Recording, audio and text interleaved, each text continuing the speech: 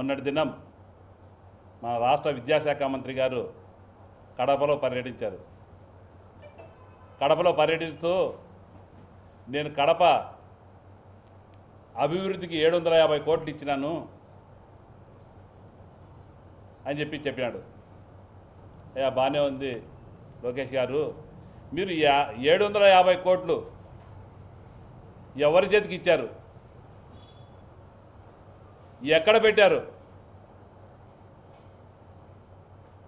మీరు ఎక్కడైనా కానీ ఒక శిలాఫలకం వేసి మేము ఈ డబ్బు పెడుతున్నాం, మేము ఈ డెవలప్మెంట్ పెడుతున్నాం అని చూపించండి.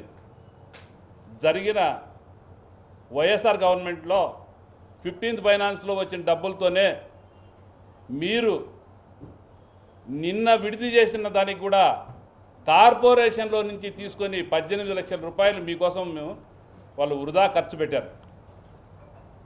మీరు ఆ 18 లక్షలు కూడా కార్పొరేషన్కి సంబంధించి డబ్బులు ఇవ్వలే. వైఎస్ఆర్ కాంగ్రెస్ పార్టీ వాళ్ళు డెవలప్ చేసినవన్నీ మేము టెంకాయ కొడితే మీరు ఆ పక్కకు వచ్చి టెంకాయ కొడుతున్నారు.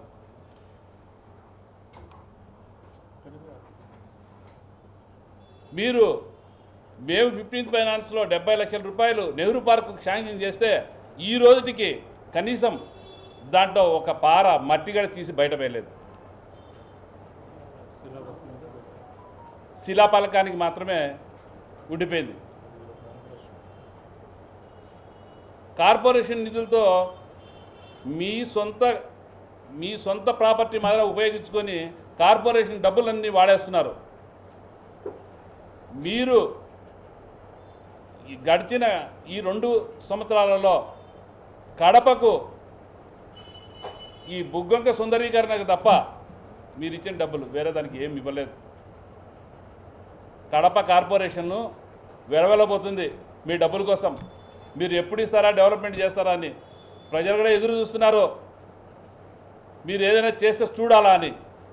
కానీ కడపకు ఏమి ఇవ్వరు. గడిచిన ఇదివరకు ఉన్నప్పుడు కూడా కడపకు ఏ రోజు మీరు నిధులు ఇచ్చిన దాఖలాలు లేవు. ఆ రోజు రాజశేఖర రెడ్డి గారు ఇచ్చారు, తర్వాత మా వైఎస్ జగన్మోహన్ రెడ్డి గారు కడపకు నిధులు ఇచ్చారు. మీరు మీ కార్యకర్తల కోసం వచ్చారు, బాగానే ఉంది. వాళ్ళను కూడా 1,00,000 రూపాయలు ఇస్తేనే వాళ్ళు ఉత్తమ కార్యకర్తలు.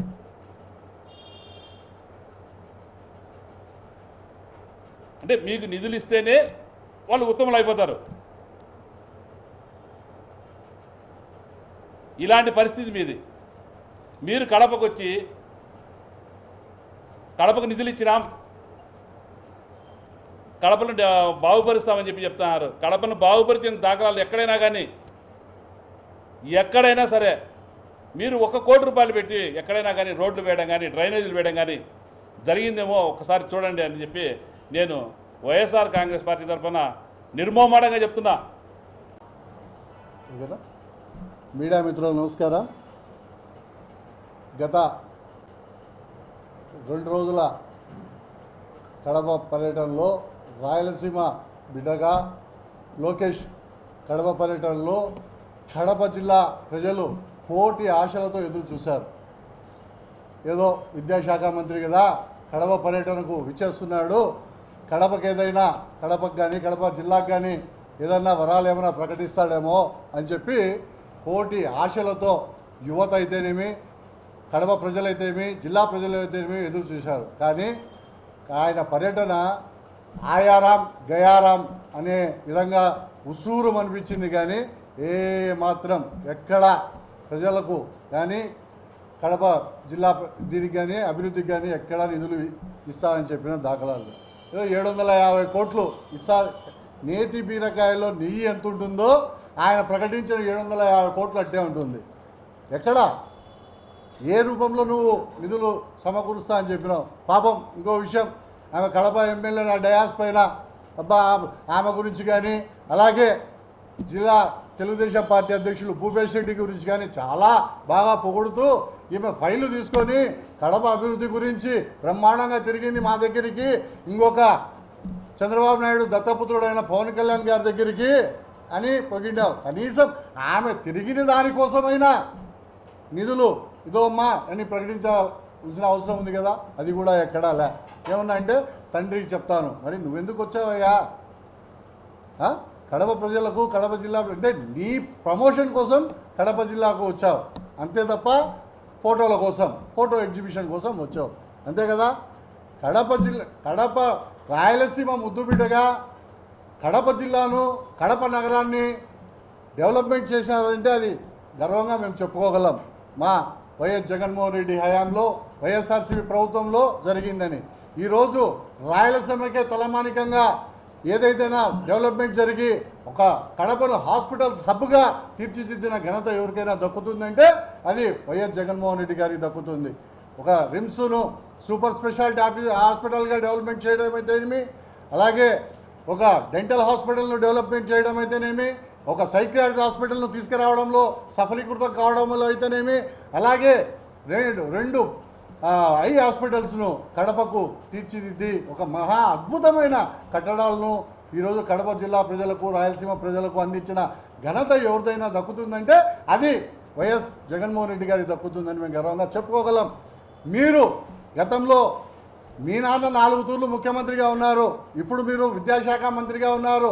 మీరు కడపకు ఒక్కటి తెచ్చిన ఏదైనా ఒక అభివృద్ధి చేసిన దాఖలాలు ఏమైనా ఉన్నాయా? అది చెప్పండి.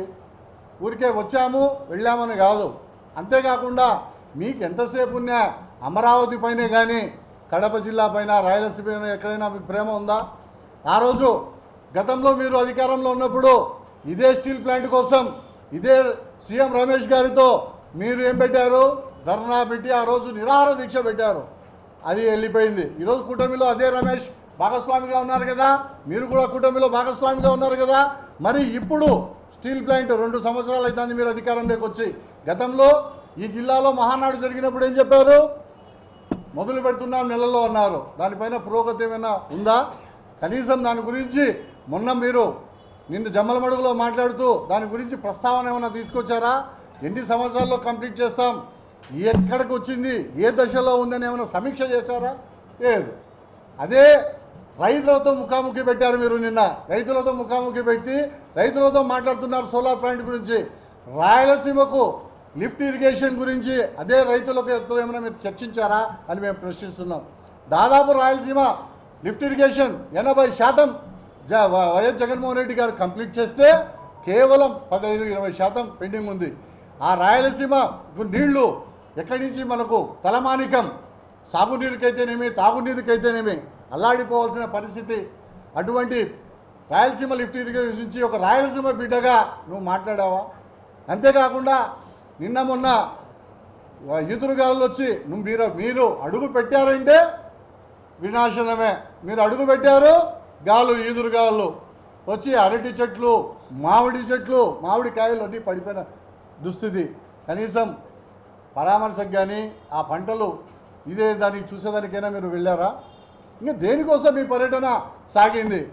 కోటి ఆశలతో యువత ఎదురు చూశారు. కోటి ఆశలతో ఏమని? యువ నాయకుడు వస్తున్నాడు, నిరుద్యోగ భృతి ఏమన్నా మాకు ప్రకటించాడు కదా, అదేమైనా ఇస్తాడేమో, దాని గురించి మాట్లాడతాడేమో అని. నో, లేదు. పోనీ మహిళలు ఎదురు చూశారు, మాకేమన్నా నెలకు 1500 రూపాయలు ఇస్తామని చెప్పినారు కదా, దాని గురించి ఏమన్నా మాట్లాడతాడేమో ఈ యువ నాయకుడు అని. అది కూడా ఏమీ లేదు. అలాగే వృద్ధ అవ్వాతాతలు ఎదురు చూశారు, మా కొత్త పింఛన్లు ఏమన్నా శాంక్షన్ చేస్తాడా అని. నో.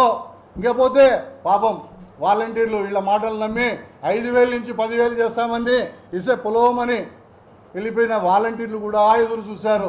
ఏమన్నా మళ్ళా మమ్మల్ని తీసుకుంటాడేమో, యువ నాయకుడు కదా, విజన్ ఉన్న నాయకుడు కదా అని చెప్పుకుంటారు కదా.